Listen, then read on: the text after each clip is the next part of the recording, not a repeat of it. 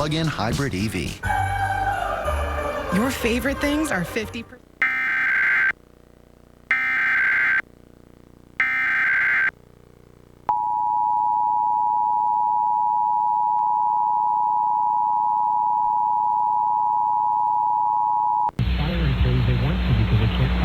This is a monthly test of the emergency alert system. This is a coordinated monthly test of the broadcast stations of your area. Equipment that can quickly warn you during emergencies is being tested. If this had been an actual emergency, such as a tornado watch, tornado warning, flash flood warning, or a hurricane warning, official messages would have followed the alert tones.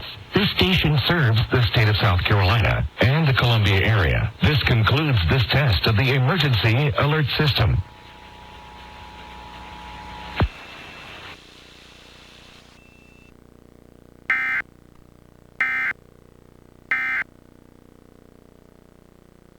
Is that true? Geico's been saving folks money for 85 years? Yep, that's right. Wait, so if Geico's 85, that makes you